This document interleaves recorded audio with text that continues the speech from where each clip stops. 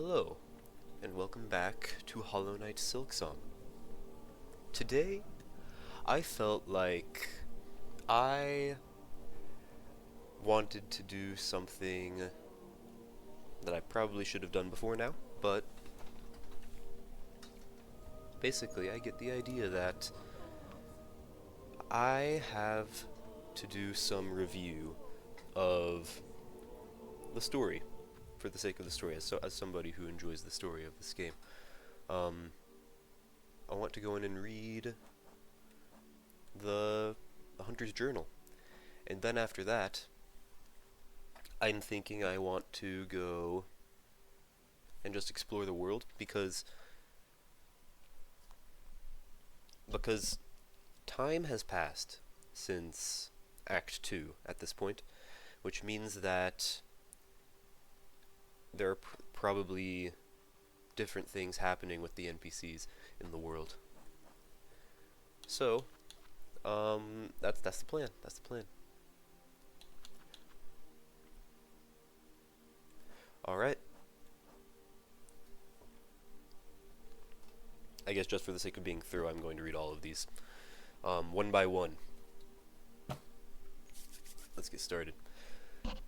We got the moss grub. Alright, moss grub. Fur-covered crawler with a series of sharp spikes along its back. If not for the spikes, I would think it an appealing bug. Massive moss grub. Ooh, unnaturally overgrown moss grub bred within the Citadel's memoriam. I do not have enough of these to read that guy too. We got Mossmere though. Small fluttering creature, capable of defending itself with its small stinger. This bug is soft and clumsy, but to its fortune, its home caves seem relatively free of effective predators. I wonder why that is. I read this one. Adult Mossmere with a fully developed stinger and hardened hide. Motherhood is an instinct that can push creatures beyond what seems their natural limits. It turns even weaker beasts like these into formidable foes. Winged achnid, winged insect that feeds upon moss and lichen in the caves above Bone Bottom. In its natural state, it would avoid potential predators, but Farloom's haunting now compels it to aggression. Fortunately, its jaws are ill-suited for combat. Does that mean even the beasts were entwined in the silk? Like Grandmother Silk had control over everything in Farloom? Everything? Maybe. Skull Scuttler, small soft bug that uses the hard skulls of the marrow for protection and disguise, or the marrow, I guess. On every land, creatures find new and surprising ways to disguise themselves. One must be wary always. Skullwing, airborne relative of the grounded Skull Scuttler, found only in the marrow's deepest, hottest caves. Skull Brute, soft bug beneath a huge horned skull, charges at intruders to protect its territory and its smaller companions. Either its size has made it fearless, or the haunting has removed its sense of self-preservation. Skull Tyrant, rare enormous Skull Scuttler, the marrow's largest predator, and the most feared for its ferocious temperament. Though surely fierce, the skull it bears looks taken from an even larger beast. If not for the bones as proof, I would scarcely believe bugs could grow to such scale. I wonder, why are there so many bones in Bone Bottom and in the marrow? What happened there? Because obviously, these can't all be the bones of the pilgrims, right? Some of these, unless there are pilgrims this big now, apparently Hornet doesn't believe that bugs can grow to this size. So what happened? Killick, small bony bug that favors dark tunnels, can expand its spiked carapace to ward off attacking predators. Ward against, yes, that's right. Beastfly, aggressive fly of Farloom's lowlands, rams prey with its hard-bone mask. Dancing around this simple creature as it charges back and forth is the sort of game I delighted in as a child. Alas, I now have more pressing matters to attend to. I still have some trouble with them. Savage Beastfly, angered adult Beastfly with a weighty body and a thickened hardshell mask. Civilization encroaches from this kingdom's crown, but the lowlands are still ruled by great beasts. Its roar stirs something deep within me, some primal instinct. Yeah, it's anger. Carinid, common winged bug of the lowlands, generally docile but will attack if threats come close. Their plump round shape makes them well suited for target practice, difficult to resist testing my aim on them. Funny. vicious carinid, aggressive winged bug of the lowlands. When angered, it rapidly whips its bladed tail as a weapon. Its wings are quite small compared to its bulk. Perhaps it uses the warm air of these fiery lands to help stay airborne. Clever, if so. I wonder if it can retract its sting, or if it's always just out there, you know, just dangling. Hardbone hopper. 13 more of these? Grazing creature with sharp senses that nimbly retreats from danger. Tarmite. Flying bone mite that lives near magma, roasts its prey by skidding scorching tar. Its sticky spit would no doubt make a useful crafting material if molded fresh. Unfortunately, I cannot stop to experiment. Mauling. Young bony bug that can curl its body to form a ball. Marrow maw. Giant roller of the lowlands. Its rigid hide will crush smaller creatures beneath it. I need one more of those and 14 more of these. Hoker. Spine-shooting drifter of the lowlands. Whatever admiration I had for its fleecy down is spoilt by its disturbing mask and its steely spines. What is this thing, actually? Is it just like full of hot air? It's kind of weird. Flint beetles, okay. Rarely seen beetle that spends most of its life nestled deep in bone and rock. The flint gems on its shell excrete an explosive powder. Its bright gems could be used to make beautiful but short-lived jewelry, an amusing idea for a gift, or a trap. Rhinogrund. I remember this thing. Low-horned beast of Farloom's lowlands, relies on its horn both to impale and to wrench the ground beneath it, flinging dangerous debris. There's one more of these things somewhere. I hated fighting that thing, actually. Gromling, young masked worm that delights in ambushing intruders within its tunnels. 10 more of those, okay. Bell beast. Huge hardbone bug that lives within and travels through the veins of old bells across Farloom. This one has aided himself with me, either as thanks for their saving or respect for one judged as equal. Whichever the reason, their fellowship is welcome. Yes, it is. I am happy. I'm happy about this. Pilgrim Groveler. Basic bug of Farloom, laid low upon the ground. Taken by Farloom's haunting, the bug is now capable of little more than prayer and aggression. I wonder if it was already dead or not, because there were some cases when I was in the graveyards, right? And the pilgrims would come out of the ground. And presumably those guys were already dead, right? And then they were taken by the haunting. Does the haunting take over the shells of bugs even if they're living or dead? Like, it doesn't matter? Pilgrim Pouncer. Agile bug of Farloom, its higher functions have been lost to the haunting. With a softer shell than most, they would have relied on their athleticism to survive. That checks out. Pilgrim Hornfly. Short pilgrim that uses their long horn to launch upon threats. I haven't seen as many of these, so I guess it makes sense that there's 5 more. Pilgrim Hulk. Sturdy bug lost to the haunting. Rolls at threats with no care for its own discomfort. A rare-built bug within these ailing lands. Most pilgrims' shells seem small by comparison. What nourishment did they discover to grow so large? Good question. Pilgrim Bellbearer. Common bug wielding a set of old bells. The bug will fling the bells at anyone it deems still free. Ooh. Their bells would once have rung with hope and mirth, lifting the spirits of any climbing companions. Sadly, those instruments have turned purely to combative use. Anyone it deems still free. Are they being fully controlled and puppeted by the haunting then? I just noticed there's like a little silver ring around the ones that I've completed all the way. That's cool. Winged Pilgrim, short-horned bug born with underdeveloped wings. That's what Pilby is. I gotta go check on Pilby. Gotta see what's up with him. Elder Pilgrim, thick-set bug consumed by haunted thread, uses their solid frame to crush others. Winged Pilgrim Bellbearer. These guys suck. Pilgrim endowed with large wings, carrying a brace of iron bells. On uneven terrain, their union of flight and range can prove a challenge even for me. Pilgrim Hiker. These guys are only in the Blasted Steppes, right?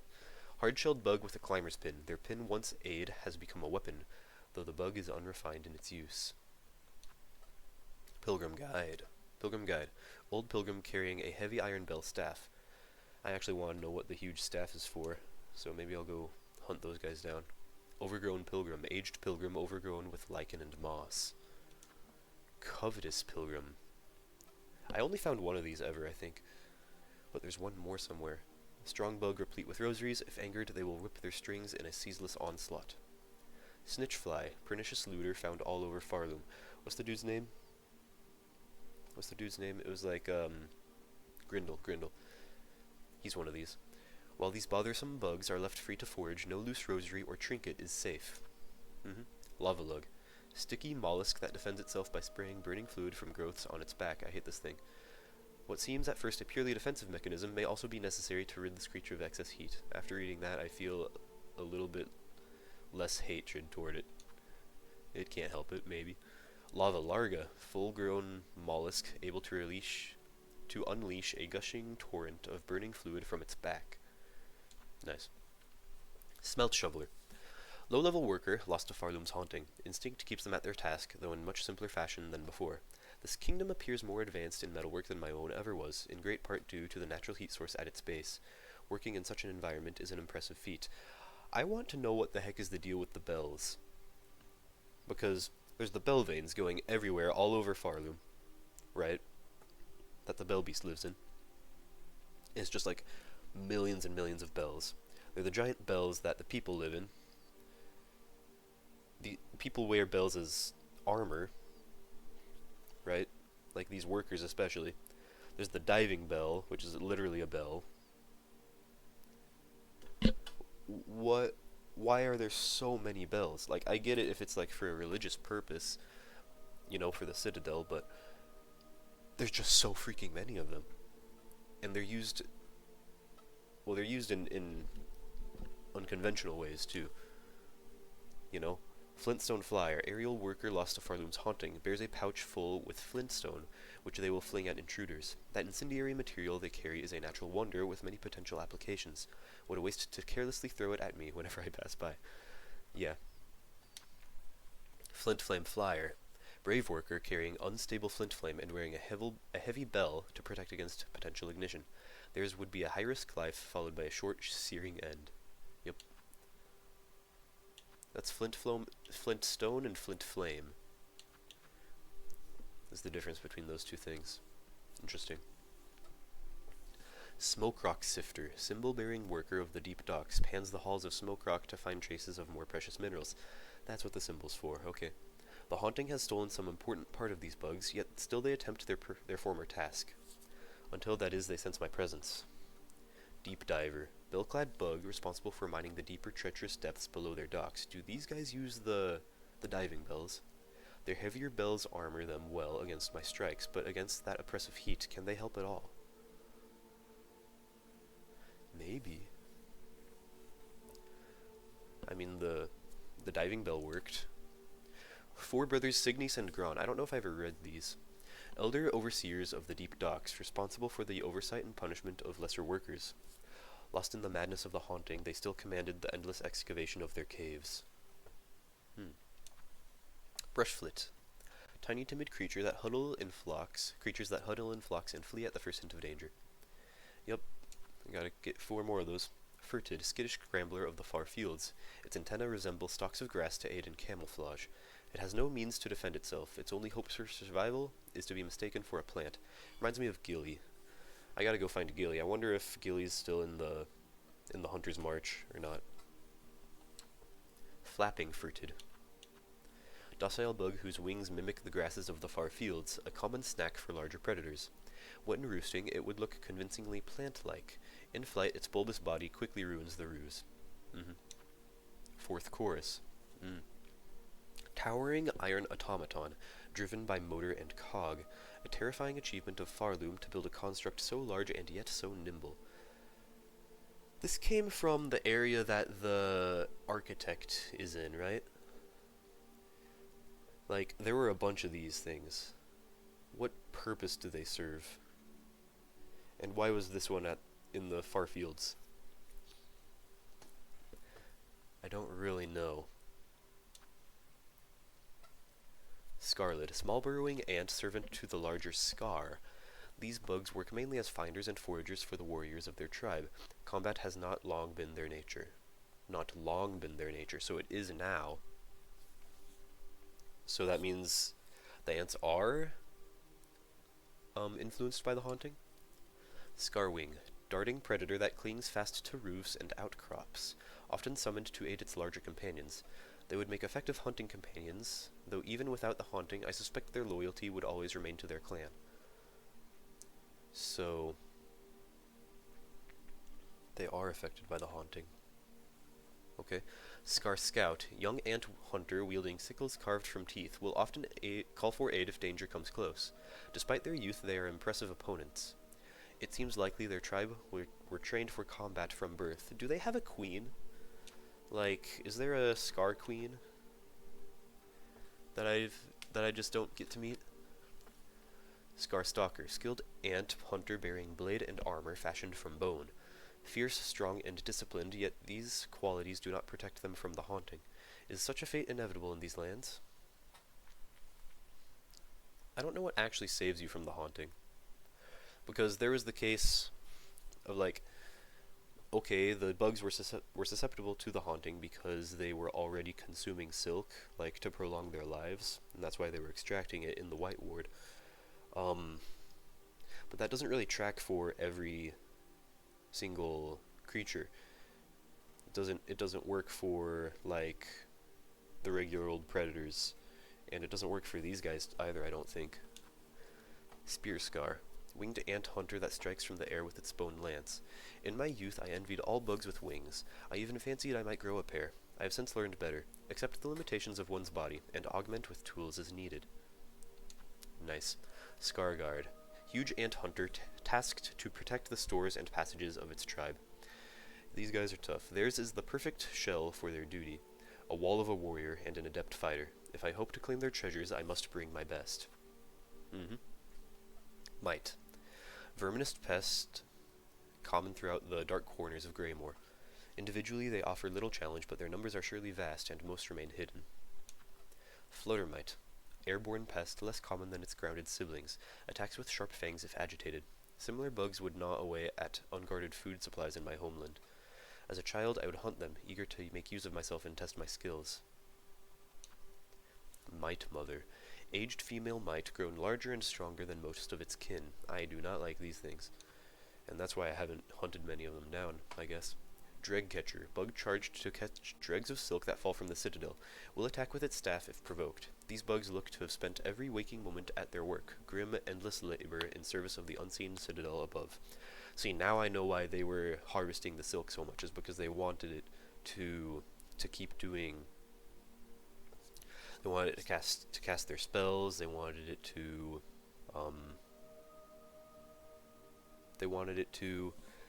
prolong their lives. I wonder how long the haunting's been going on, actually. Like, obviously, if these guys had jobs that they did before they were haunted, that means that at some point the Citadel existed without the haunting. But the Citadel was the Citadel always worshipping Grandmother Silk? If they were always worshipping Grandmother Silk, then what would be the reason to make the haunting happen in the first place? Like, what's her motivation to do this? Is she making the haunting on purpose even? This doesn't quite line up, actually. Maybe I'll pick up some more pieces as I keep reading. Silk Snipper, scissor-wielding bug charged to cut and spool fallen dregs of silk for return to the citadel above. These guys are scary. Thread Raker, tall bug charged to pile silk dregs in preparation for respooling. Their sharp rake now doubles equally well as a stabbing weapon. Maybe I should go hunt these guys down. Maybe I should. Well, I bet it would give me more information on the citadel, for sure. Moorwing, winged mite beast, bred large to catch workers who once tried to flee their tasks. With its wranglers long dead, the Moorwing stalked the towers of Greymore, feasting on passing pilgrims and tenders alike. Craw, screeching scavenger that roosts high in caverns and preys on passing pilgrims. By this swooping menace, a simple bug could be easily overcome. More dangerous still, they rarely attack alone. Tall craw, tall-winged adult crawbug bearing a scavenged pin. Was this like an infestation that Greymore had? Because it doesn't seem like they were part of the workers. Squat craw, stout adult crawbug bearing several short pins. Or maybe they were just like native creatures. But they use weapons. They've got to have some level of intelligence, right? Muckroach, starved pack bug with an insatiable appetite. Despite their tough hide and pungent meat, roaches breed rapidly, so are sometimes farmed for food. Bloat roach, obese offshoot of muckroaches, born of the Citadel's exhaust smog. The winged roach's sagging stomach is filled with sizzling bile. Its form is absurd. Surely it should not be able to hold itself in the air? The noxious gases in its stomach must provide its levity. Interesting theory. The Citadel's exhaust smog. Is that why bile water sucks so bad? Because we got the putrefied ducts right over bile water, and Sinner's Road beneath that. Are the putrefied ducts literally just like the trash can, basically, of the Citadel? Roach catcher, short nimble bug who uses barbed bolas to keep beasts corralled and caged. Their throwing weapon is well suited to the wide caverns they inhabit. These sly little bugs must have a keen claw for crafting. Roach feeder, tall roach tender charged to feed muckroaches on a lean diet of maggot gruel.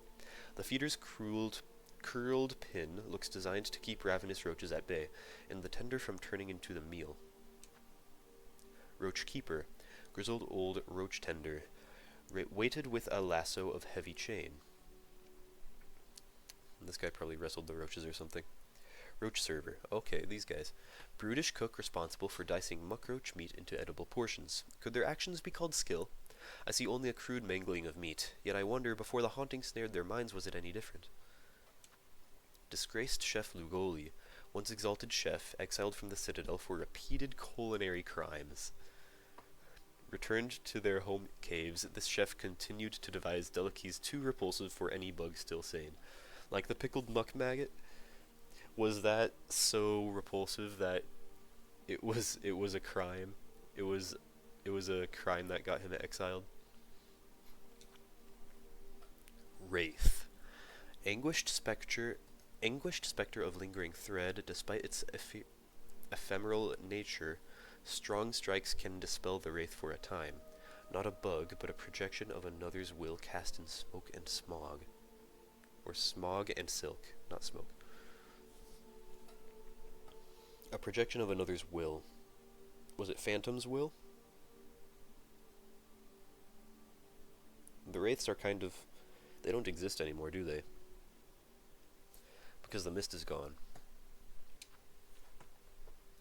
Mothleaf Lagnia? A rare, calmer bug of bile water, survives its hazardous surroundings by hiding as a plant. This one is pretty, but not as soft as first it seems. The plant it mimics is flaked and coarse, and the bug's coat shares similar texture.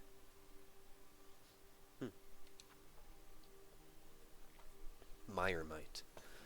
Crawling insect with a sizzling bile sac in its abdomen. The threat of its exploding rear is an effective deterrent to predators, but the slightest jolt or fall can cause its premature end. Nice. Swamp squid.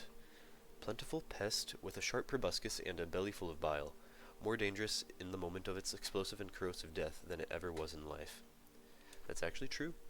Spit squid. I hate these things. Hovering pest with a hollowed proboscis, able to spit gobs of sizzling bile, and I need 7 more. I don't want to do that. Stilken. Cunning bug that hunts with darts fashioned from steak and bile. They know well their domain, lurking in wait in its byways and bogs, always ready to pounce. They do. Stilken trapper, these guys. Trap-setting bug carrying a pouch of sharpened long stakes. More bother than the bug themselves are the countless traps they have already laid throughout their caves. I agree. I agree with that too. Groll the Great. Chief and chaplain of the Stilken, forever raging against the citadel that chokes their caves and sees them suffer. Oh, wait a minute. These are all Stilkens. This one's strength was much enhanced by stolen soul. They are not the first who tried to hoard it, nor to mold it towards such violent ends. So, like, the Stilkins were harvesting soul to try and oppose the Citadel.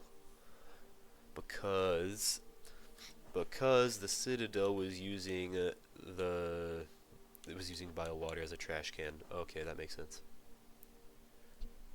Interesting. Is it supposed to be like the same kind of bug as Soul Master? Maybe. Barnack.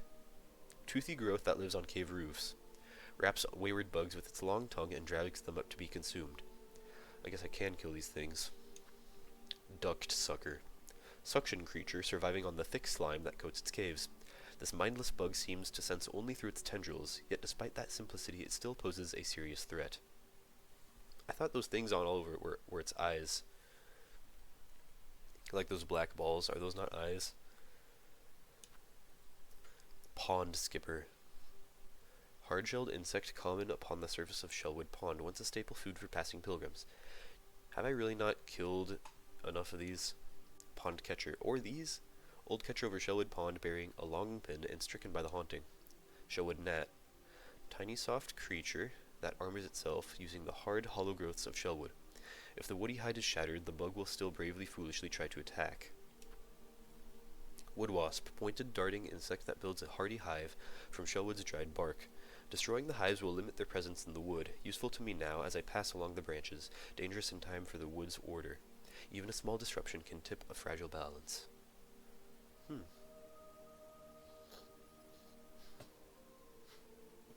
The wood's order. Okay. Splinter. Insect formed to imitate a branch, capable of remaining perfectly still for long periods, but unexpectedly swift when roused. Avoiding their ambush is a good test of my senses and my ability to rapidly retaliate. Splinter horn. Insect formed to imitate a branch, born with sharp, retractable horns atop its head. So these are slightly different. Splinter bark. Winged insect with a flaky shell that perfectly mimics its environment. Its assault, like a young bug's toy turned deadly. Could I in time fashion a spinning tool to match? Sister Splinter. Imposing old insect nesting in the heights of Shellwood. Her command of twig and branch ensured no pilgrim ever survived within her territory. This one lived long and fed much. The wood would be much safer, or will be much safer for their slaying. Okay. For their slaying. That doesn't give me much on her. Phasia. Drifting bug disguised as a flower disperses crackling clouds of pollen if threatened. Pollenica. Weird. Floral foe that reacts instinctively to movement nearby, spits pellets of crackling pollen that burst on impact. Gallia. Floral foe with a core shaped to mimic a mask. The core can be thrust forth to bludgeon unwary bugs. The false mask alone is frightening enough to scare away smaller pests. Firm. Burrower that nests in the belvane and seeks out hard bells to protect its soft body. Okay. I would very much like to feel their soft fur if only they weren't so hostile. Winged firm, furred bug beneath a heavy bell. It has grown too large to burrow, but in maturing has developed small wings, and I have not killed enough of these. Farlid. Have I not killed enough of these either? Small arachnid found in many crevices and caves throughout Farloom. Farlid diver, arachnid that nestles within dark holes and cavern roofs, pounces on prey from far above. Shardillard. Devious ambusher that poses as a fossil. I've only found one of these, I think. Squirm. Wriggling young grub that lives in darkness. If allowed the opportunity, these creatures will grow into a form larger and more oppressive. Judge. Gilded guardian of the blasted steppes, bearing a symbol and mallet. I need to kill 4 more. Last judge, final arbiter of the blasted steppes, tasked to ensure only the sinless ever step beyond the grand gate. The huge judge likely stood through countless generations, never defeated, never wavering in their charge. Coral firm, dark-furred bug, protecting itself with a spiked coral nut. Drisnit, nesting creature that fuses its face with sharpened coral. Drisnarga, large male drisnit, ferocious and territorial, fires its heavy coral mask at intruders. Pokenabbin, drifting creature with a wide coral mask and hard proboscis to stab its prey. Okay. Conchfly, small bug that crafts a shell of sharpened coral, spins its shell at rapid speed to cut through crust and bone. Great conchfly, elder conchfly crowned with a huge coral horn. Once partnered with a mate, they will rarely be seen alone. To pair with another is a base instinct and one that brings some bugs great joy. I once sought similar union, but of my own mates, none could match my lifespan. I remember that being said. Crust crag, coral hulk with a dense shell bred to immense size by the citadels in memoriam. Drapefly, erratic flying pest that nests in rags and curtains. Like fabric somehow sprung to life, its pelt is perfectly matched to the rags it infests. There are just a lot of rags and like drapes, just like in the ceiling of the citadel, I guess. Drape Lord, elder drapefly, grown big from age and consumption. Its heavy body allows it to hit much harder than its younger companions. Drape Mite, cloth-covered crawler with sharpened forelimbs, lives and breeds in dark places. Farloom's structures seem almost built for them. The endless corners and cracks so perfect for mites to burrow and nest. Giant drape mite, full-sized mite of the citadel cloaked in an old curtain. Underworker, feeble servant of the underworks with a long twist pin and hard shell. With all the refuse collapsing throughout their domain, the workers' stiff shell would be essential if they held any hope to survive. Yeah. Underscrub, drained yet dedicated laborer, wielding a coarse steel brush. Undersweep, uses their steel-bristled pin to scrub the soot from vents and pipes. Might need to go back to the underworks to get some of these guys. Underpoke, drained worker on the verge of collapse. Consumed by the haunting, they continue to work far beyond their mortal limits. Exhausted bug grown sickly from the smog of the underworks. The workers' twist pins, once tools of repair, now serve as spun projectiles. Undercrank, heavy hard-shelled worker forever repairing the citadel's crumbling underworks. There seem no ranks in their domain, yet this one has risen above the rest, a station likely gained through intimidation and thuggery. Envoy, guide and oft-times leader within the citadel's choir. Bugs like these crossed the caves to bring me to Farloom. I cut down many before my capture. Then I had thought them minded and cutting. Now I can see the singular will that haunts them all. Choir Pouncer, agile bug and one of few hardy pilgrims to have reached the citadel. Once one of Farloom's favorite bugs, and yet their domain and their shells would have been the first to fall to the haunting. The first. Choir Hornhead, full-grown former pilgrim serving the citadel. Did this one grow large thanks to the citadel's excess, or was its formidable size the reason it ever survived to reach this place? I don't know, there were already huge dudes up here, weren't there? The heavy-set pilgrims. These guys, pilgrim hulks. They look a little different, though. So maybe they're not exactly the same. Choir Bellbearer, winged devout of the citadel carrying a brace of gilded bells. Farloom proves often the effectiveness of bells as weapons. Never before had I considered them as such. Yeah, that's why I'm confused. Why the bells? Choir Flyer, aerial bug of the citadel, unarmed but for its short horn. For this bug to have survived Farloom's climate must have teamed with stouter companions. I cannot imagine it succeeding alone. No, Pilby. Choir Elder, aged former pilgrim, uses their wings to position above threats and crush them under their large shell. Time allowed their shell to grow thick, all the better for battering their targets. Chorister, disciple of the choir elevated above other pilgrims and forced to cowl their face forevermore. Their use of a pin shows hard training. Their use of silk unfurled from a spool held close shows skill far beyond standard bugs. Reed, disciple of the choir charged to maintain its perfect order, by sharp pin if necessary. A form well suited for combat, lithe and fast. No surprise it seems to rank so high amongst its cult. Grand Reed, high-standing insect of the choir bearing a bow. This elite reed has been trained and fed beyond its smaller fellows. Choir Clapper, mighty percussive disciple of the choir, wielding a mallet and a silk spool to wrap and enhance their attacks. There's no finesse in its use of silk. It consumes its slim supply, only to amplify its force. Claw Maiden, puppet servant of the citadel suspended on strings of silk, an early form of automation requiring extensive silk to maintain its service. If given a chance, this one will steal silk from any significant source, including my own shell. Memoria. Learned disciple of the choir, charged to maintain the Citadel's memoriam. From the outset, theirs was a hopeless task. Those wild lands could never be replicated within a space so artificial. Why did they want to do that, I wonder? Well, like, what was the point of making the memoriam? Minister, gold-ranked disciple of the choir, and direct servant to the Citadel's conductors. The lethality of these bugs is unexpected. Their bodies were never built for combat. The haunting has altered their nature dramatically. Are you sure? Because it feels like they were built for combat. Maestro. Choir commander of the High Halls, able to summon and command cogflies at a flick of their baton. Once they summoned song from their subjects. Now they rise only to command an end to those unstrung. Second Sentinel.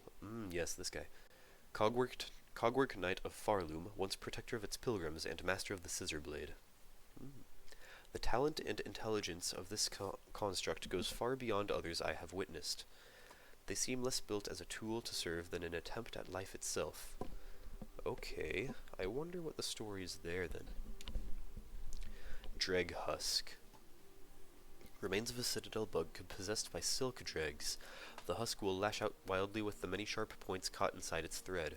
There is old anguish bound upon these threads, the result of countless cruel procedures.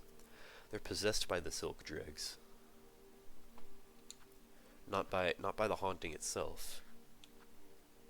Right? Shell of a small bug possessed by silk dregs. The husk will stretch its silk to form a crude, crushing wheel, living silk commanding a dead shell, an affront to nature and one all too common across Farloom. Or is it? Is it the haunting? I don't know. Surgeon. Cruel physician of White Ward, responsible for operations and modifications on the Citadel's bugs. Their procedures with silk may have prolonged life within the Citadel, but they unknowingly gifted many minds to the monarch. Okay, so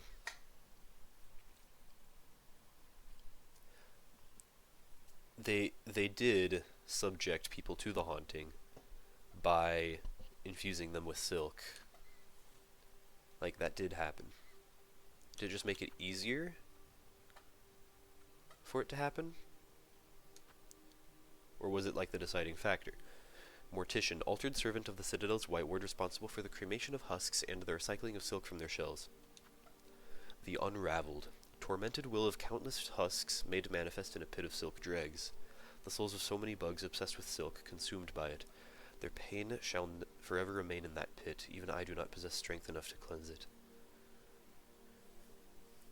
Is this like the will that the wraiths are made of? The same kind of will? Like the will of the husks remains in the silk.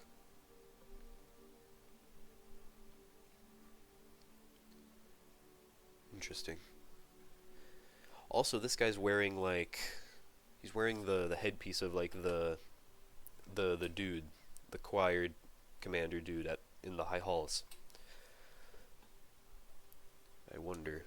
I remember the dude mentioned he didn't always have that job, so maybe this is like this belonged to the last guy or something. Cogwork Underfly, small automaton built to work without complaint in the scorching heat of the Underworks cauldron.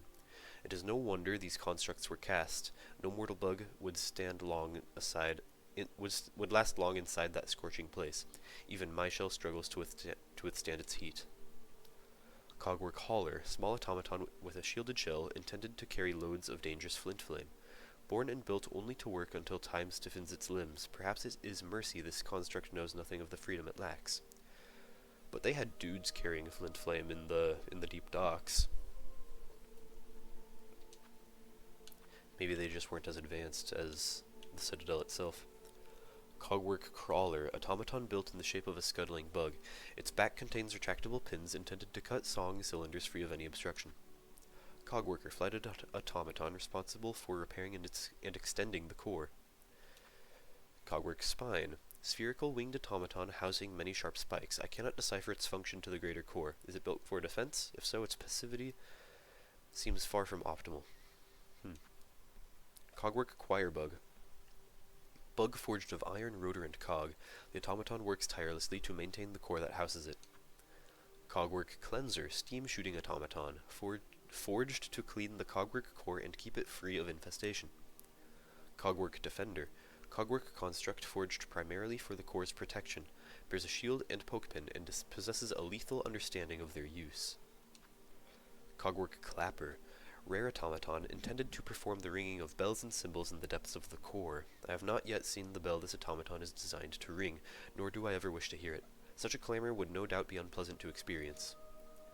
Cogwork Dancers, automatons of impeccable construction, welcoming entrance to their chamber with a display of deadly dance. Two cogwork bugs, and yet the soul seemed singular, a sad yet masterful imitation of life, imbued inside the shells of iron. I wonder how the Green Prince is doing. I haven't seen him in a while. Vaultborn, young acolyte raised in the darkest vaults, destined to ascend to the rank of scroll reader.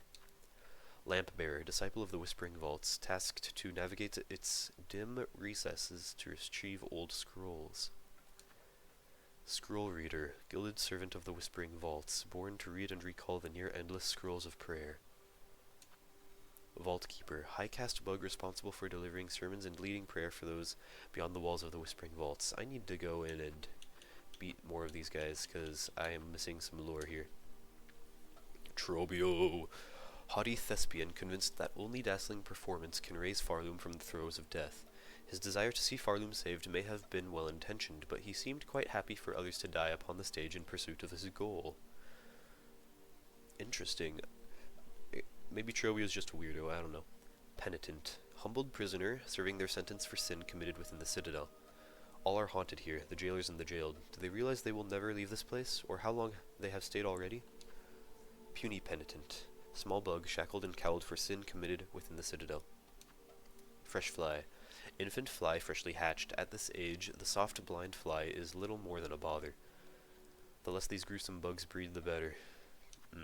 Scab Fly, sticky young fly born and grown in service to the slab. Foul creatures birthed into servitude. Their plight elicits no sympathy from me.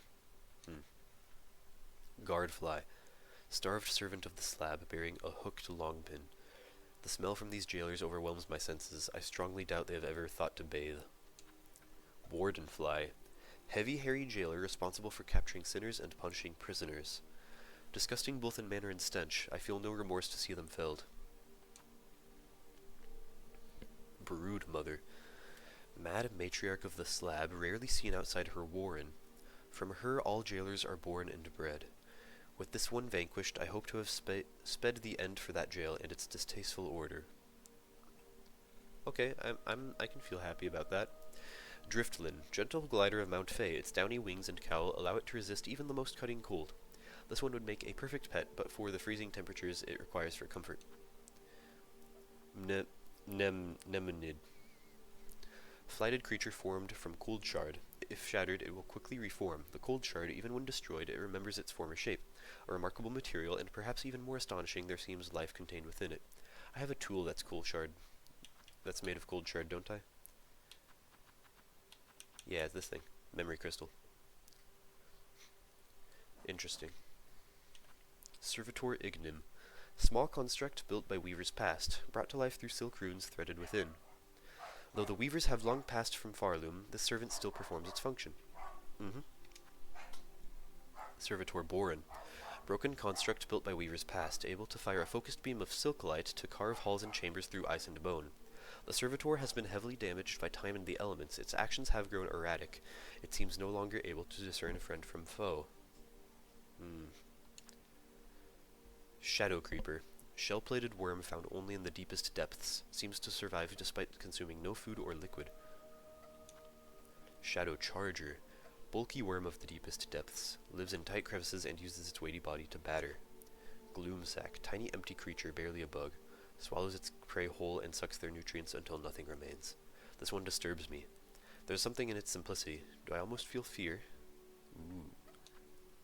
Gargant Gloom, enormous tubular beast uniquely suited to living close to the void below. Void Tendrils, lashing fragments of pure darkness shaped into sharpened tentacles. The void that will claim all things. In the barbed forms it chooses, its nature can be seen clear. Bell Eater. Long dormant centipede, awoken and enraged by Farloom's crumbling collapse, a monster in the classic form of Tales from Youth. Its slaying was done as much by my fierce traveling companion as by myself. I remember that. Huge flea, oversized bug briefly consumed by anger after its long time caged.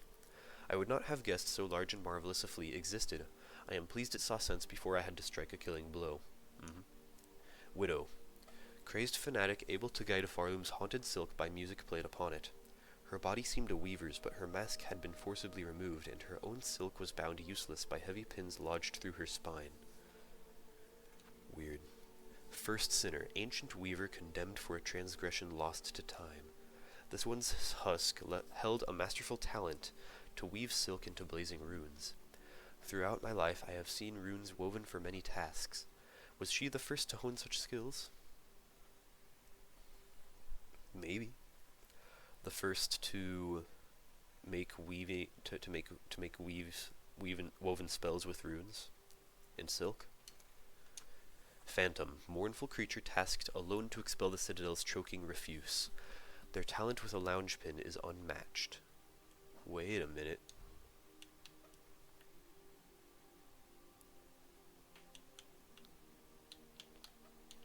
The exhaust organ? Does that blow the refuse up into the putrefied ducts, maybe? I don't know.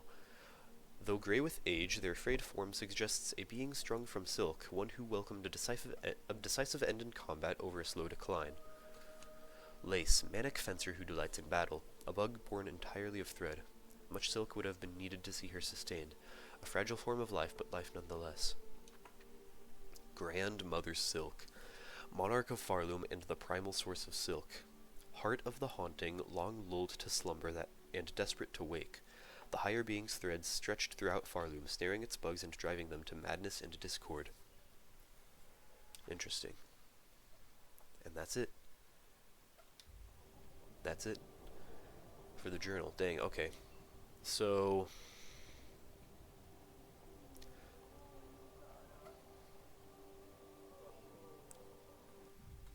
I think I understand better now. Some things. And now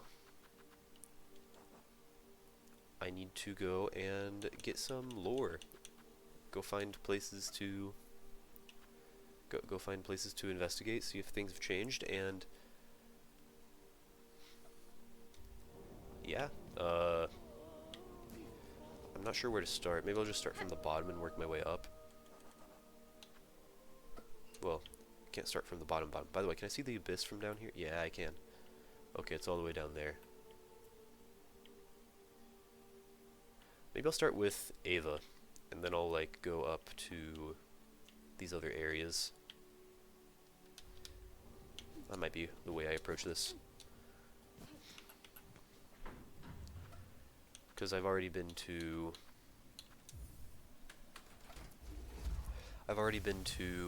the chapel. What was it called? Like the Forgotten Chapel place. Hi, Era.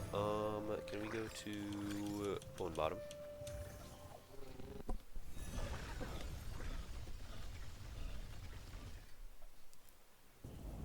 So I'm gonna go see Ava, because I think I might have neglected to visit her last time I was down here. What? What are you guys doing here?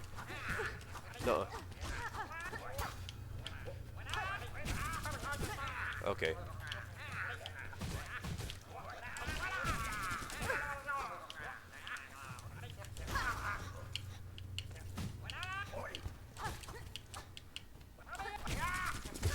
Are you serious right now? I died to 3 freaking Grindles. I wanted to save the place from the raiders.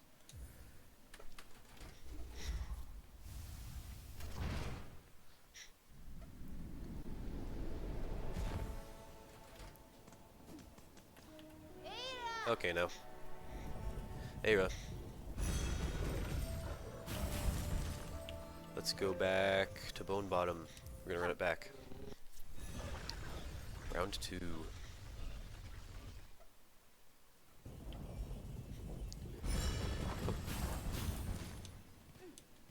Hup. Let's go.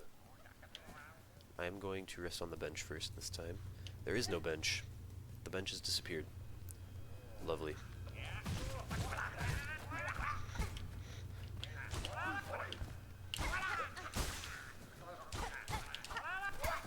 Okay, you missed.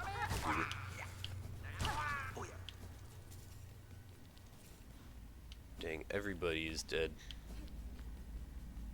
I still don't know where Flick is.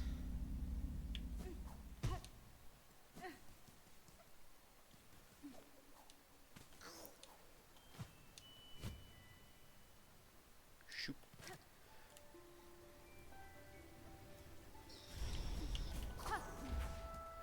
Alright.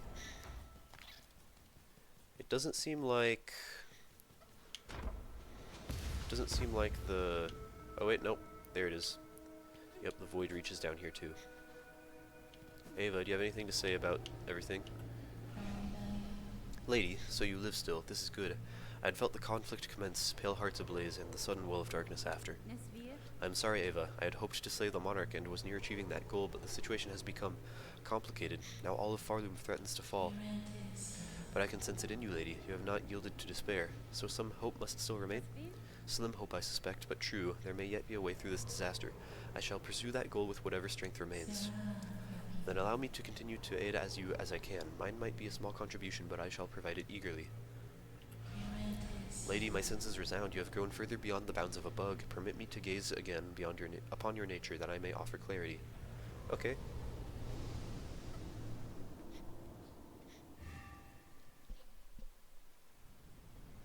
Oh. Oh, I get a blue one. Expanded the Vestacrest. Yes, please. Excuse me. That's nice. Okay, I wonder what I want. Maybe I'll just do the Pollet Pouch. Or no, yeah, actually, Pollet Pouch is good. Pollet Pouch is good. The extra hit from the Fractured Mask is also good, but like, I have so much health now that it doesn't matter as much as before. The Injector Band might be cool. I haven't used that, like, at all.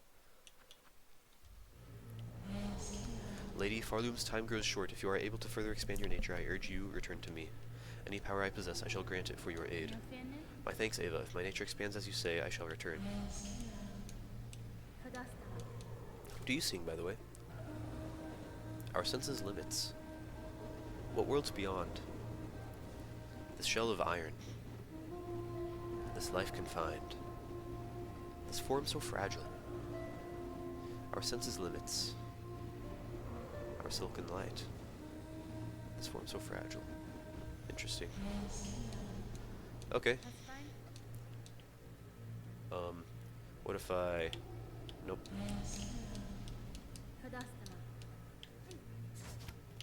I wanted to... Okay, never mind. Up I go. I need the bench over here. Thank you. So I can equip something. Okay. Wanted to see if there was anything I was missing. So I think I'm going to take off this. I'm going to put it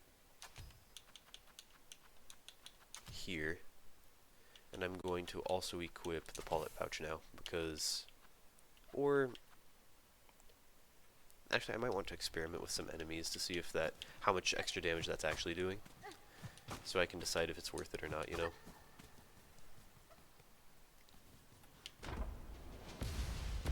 Zoom.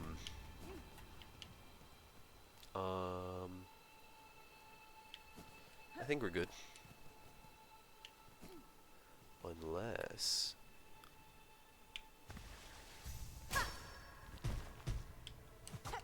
I thought there might have been something up there.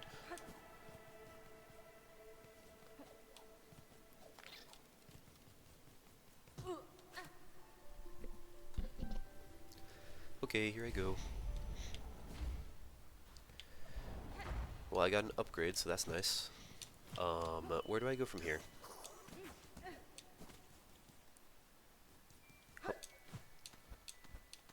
Let me up and out of here. Do I want to go to...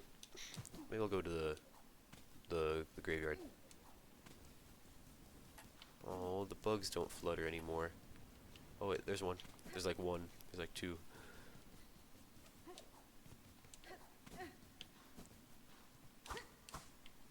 What's this? What's all this light?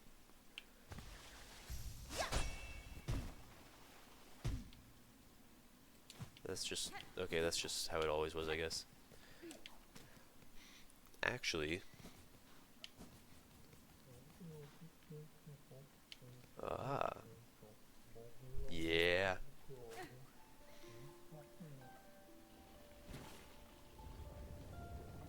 It's him. It's the boy. Hello. Crossed weapons sleeping, of course, but shaped unlike any you've seen before. To travel underneath is one thing, but traveling up above may require a different sort of sight. Sir Harold, it seems rare coincidence for us to meet in this distant land, unless perhaps you followed me here. A path that meets itself is an ill portent indeed. Those who peer sideways know well enough. Oh, excuse me.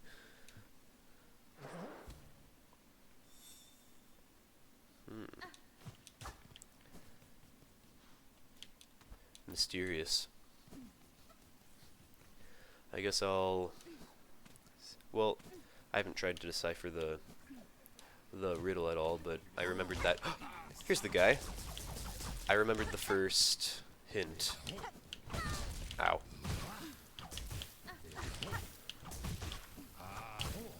Nope, you can't sprint. I sprint. I'm the only one who's allowed to sprint. Give me those. Thank you. Now I can read this. In this abundance, a sign of purity or greed. The way faith is measured in this land is curious indeed. Sure is. Whoa! Hold on a second.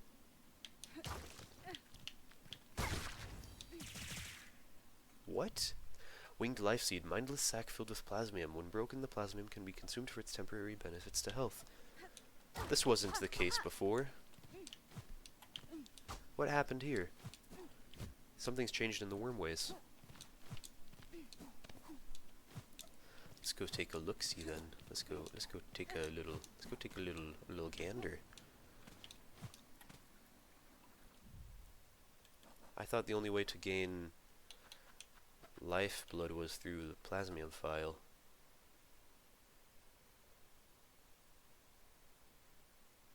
Can I refill this with the architect crest?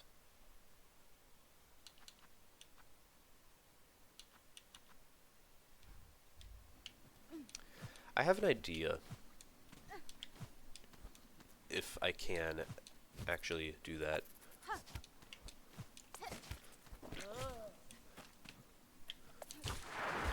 Oh. Dude got voided. Oh, I'm voided. Okay, we're good. Everything's fine. Everything's fine. That guy's not fine.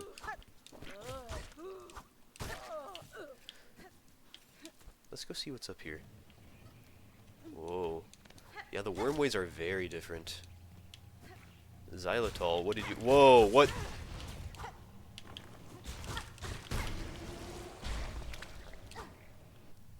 Plasmid. Mutated young form infected with plasmium. The new form displays potent regenerative skill. Oh no. I think Xylitol was wrong.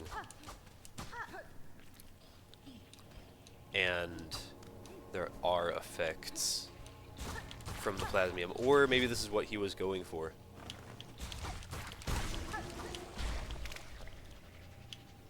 Maybe he wanted to, you know, like improve the longevity or the hardiness of the creatures here using the lifeblood or using the plasmium. Oh no. We've got more of these.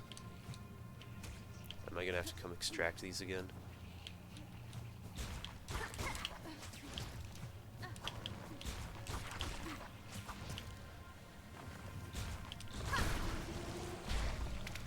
Okay. I'm just gonna see if I can get back to this area. What? Plasmified Zango, a boss? Zango, sing. Zango, sing. What do you mean, Zango?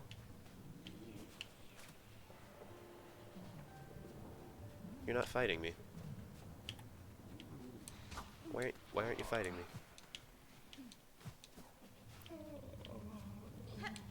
You know what, I'm not gonna touch him.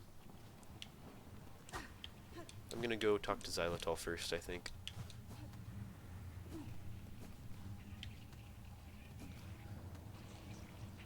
Oh no.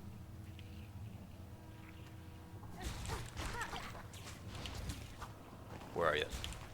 Oh, what the heck? I was trying to charge up the move and it didn't do.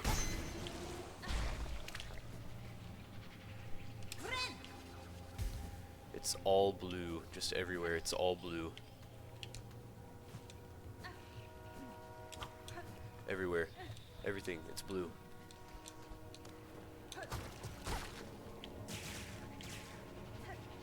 Interesting. It deals 2 damage.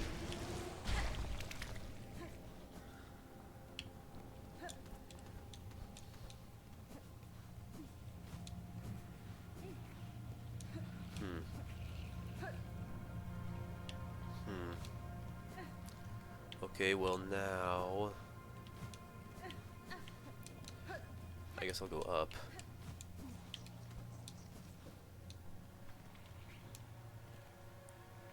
Wild.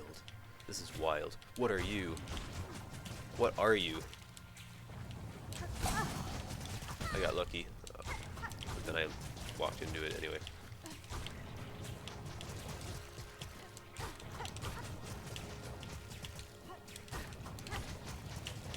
This guy has a lot of health. Oh, does it heal?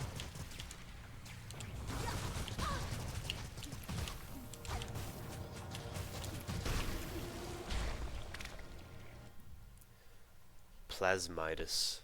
Large worm mutated heavily by plasmium. The creature has become fused to the roof of its cave, no longer able to move freely. Wild. What about this thing out here? Oh!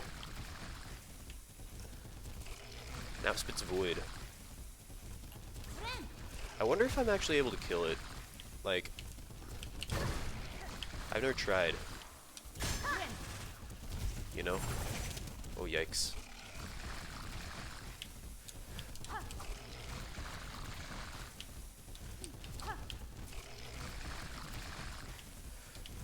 Cause I can hit it.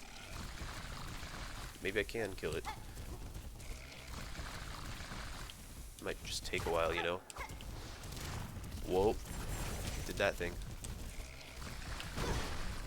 That did 3 masks? I think. Oh, no, it just did 2. It just does 2. Okay, you know what? I'm gonna go get a closer bench before I do this. It's actually scary.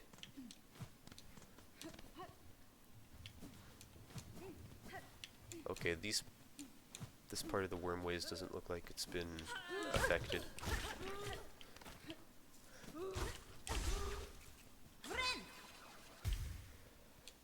By the plasmium, it has by the void. Jeez, dude.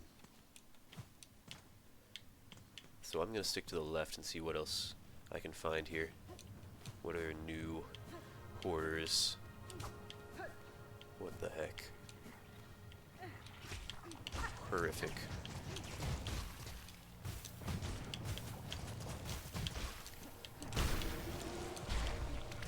They do heal. That first one was just healing.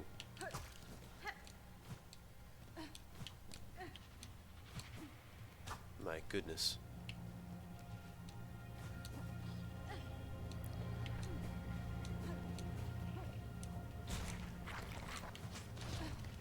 Did the plasmium get into the weave nest? It did.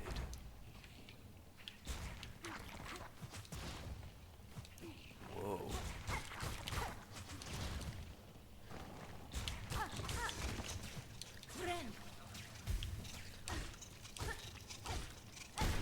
That guy got stuck.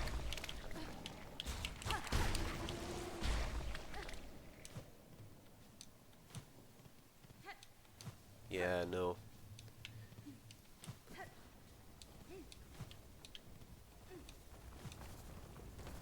Oh, there are still worms here. There are still normal worms.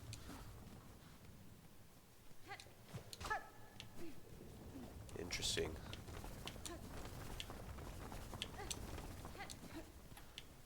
Wonder if I can go up here. Nope.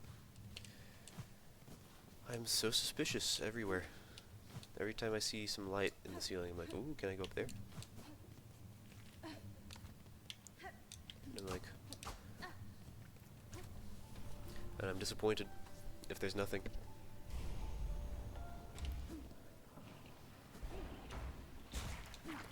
Okay. Hi.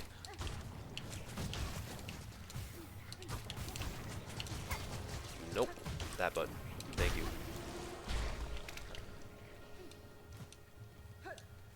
I need to make it all the way up to Xylitol's lab.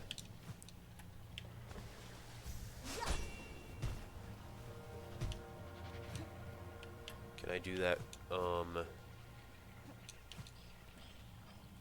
without getting killed? Maybe? Oh. Wrong button.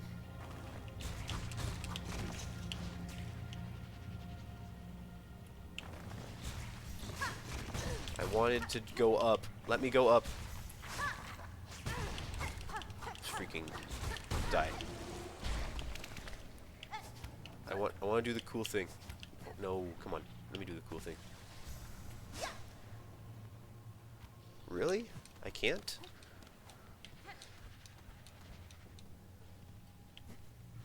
Weird. Xylitol, what have you done?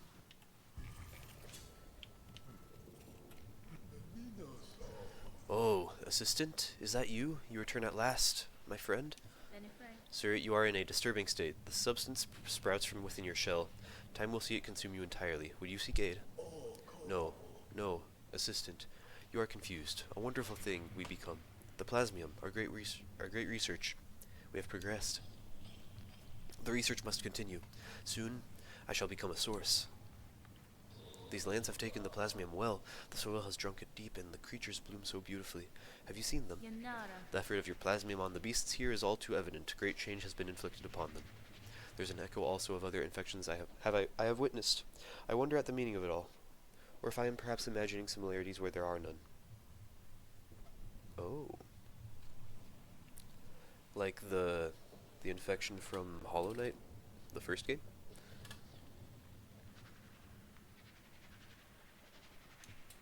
Assistant, you grow more inquisitive. We both seek deeper insight. Could we peer deeper inside somehow? Let us think on it. Ah, and you have been using your plasmium. Good. Let me replenish your reserve. No. Do you fear the plasmium, even now? Ah, assistant, open your mind to the possibilities. Assistant, to learn more of the plasmium's wonders, I know what we must do. The bugs below, who have imbibed the substance and evolved, their bodies are full with plasmified blood. You must use the needle file and extract this precious nectar. Only by scrutinizing it can we attain higher knowledge. Ooh, advanced alchemy. Okay.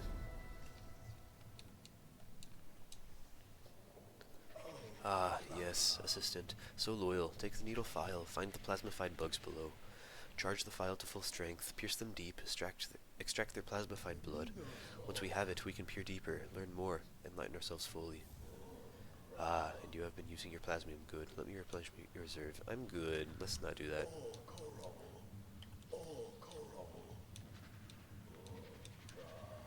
I'm going to... What you sing now? Do you not sing? Why don't they sing?